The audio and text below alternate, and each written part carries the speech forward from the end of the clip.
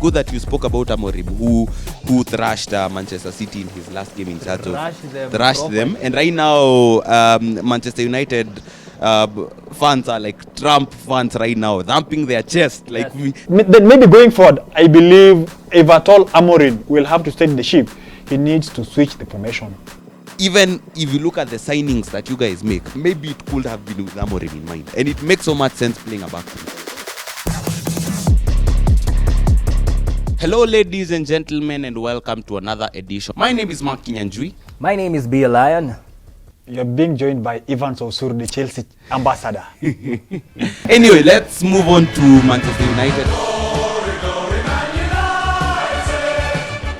For me, and it's good that you spoke about Amorim, who thrashed Manchester City in his last game in charge. Thrashed them properly. And right now, Manchester United fans are like Trump fans right now, thumping their chest, like thumping their chest because. But remember, that is just Champions League football. No, the Premier League is the hardest league in the world. Yeah, Premier League. But what I'm saying is, you have a point in the sense that I've always felt, even when Ragnick was at the club, when he was at interim, Manchester United's best formation will be in a back three formation, because look at most of their defenders. Most of their defenders don't have the pace to play in a high line and defend large spaces. Someone like Maguire has always been at his best in a back three, like for England. You see, he even made the team of the tournament Euros playing in a back three. So by bringing a manager who's playing in a back three, and the fact that you also don't have a De Jong type player who can dictate the game, and the fact that people like Ugarte who worked under Amorim are there,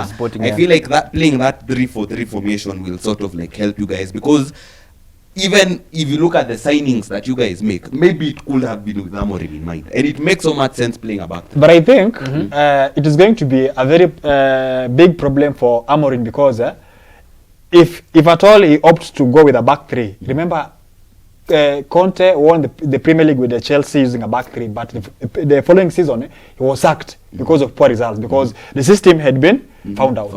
The same system Tuchel played in Chelsea, even when they won the Champions League against City in 2021. Then the following season he was sacked simply because he had been found out. So my biggest worry is, in as much as United are going to favor the 3-4-3 formation, who are the players likely to make up the starting lineup? Goalkeeper as always, Andre Onana. Centre back will be a pairing of three people: Lenny Oro, De Ligt, and Martinez. Then in the midfield it's going to be Ugarte, Mainu, right wing back Dallo as always. This other side, Mazraoui. And Mazraoui is also capable of playing at centre back. But remember, you guys have just said here that the 3-4-3 formation favors sluggish players like Harry Maguire. Why have you dropped Harry Maguire? No, see, it's depth. It's all about depth. You have options. You get, if Lisandro, who is constantly injured by the way, gets out, you can bring Maguire. Because Maguire, as much as he doesn't have pace to defend those large spaces, you can't take the fact away from the fact that Maguire can bring the ball out. I will not have De Ligt in my starting lineup. Why? I'll opt for Euro on the right, Maguire at the center, then Martinez on the left. Why can't you? Did you start De Ligt? De Ligt.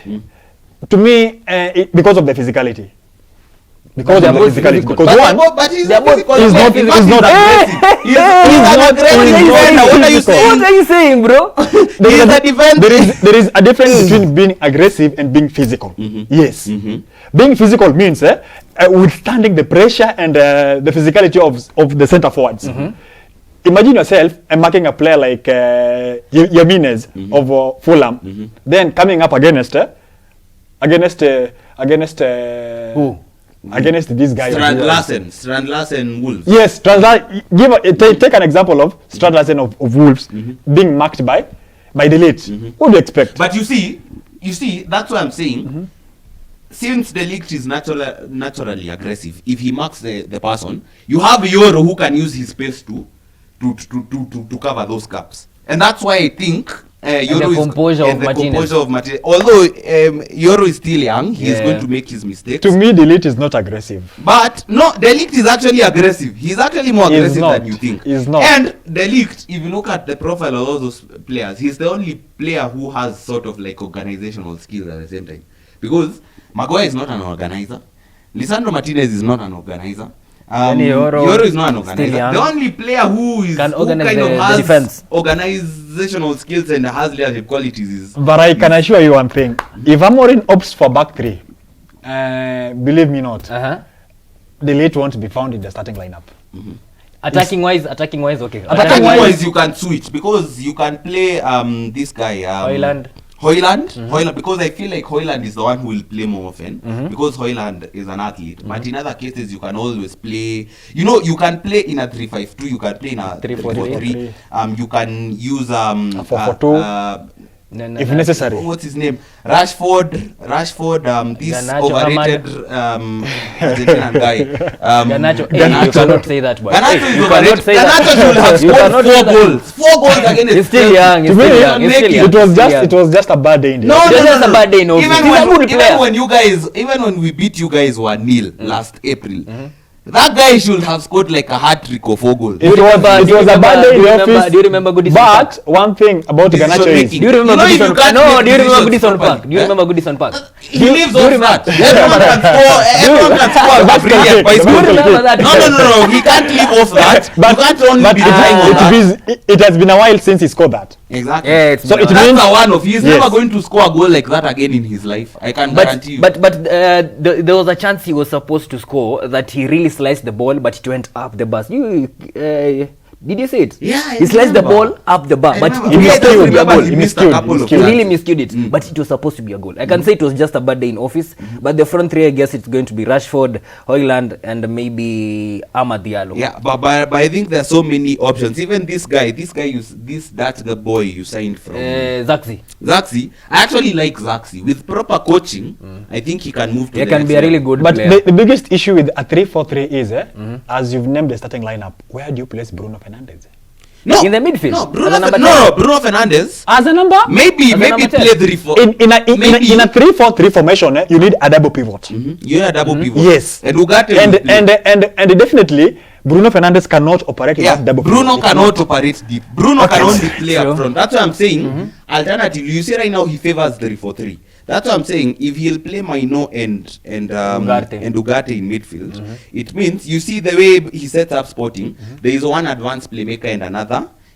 In the behind the center forward, there is one playmaker and there is one dynamic winger. Yeah. So what if Bruno Fernandes is that playmaker, while you have another whoever it is, you can switch between Rashford, you can switch between Garnacho, you can switch even between Ahmad. Ideally, you are saying it is a 3-4, then you have Bruno as more of an advanced role.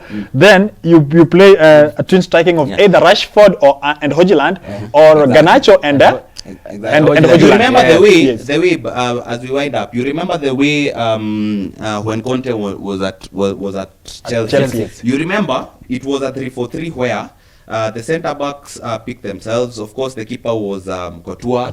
The centre back was Cahill, David Luiz, and Azpilicueta. Then midfield was Matic and Kante. The wing backs were Alonso and Victor Moses. Then up front, when Costa was playing as the 9, he'd play Hazard as one of the wingers and either Pedro or Pedro. It was one of Pedro or at times Fabregas would play. It was Fabregas because of the playmaking. Yeah. But most times you would find that Pedro or Willian. Yeah, Pedro or Willian. Nani started playing deeper actually. Fabregas started playing deeper, but Fabregas wasn't always starting. Because he was favoring the he was being rotated with Kante and Matic. Yeah. Exactly. But you see, I think that's how either way I think 3-4-3 will get the most out of your players and there will be more dynamism and options.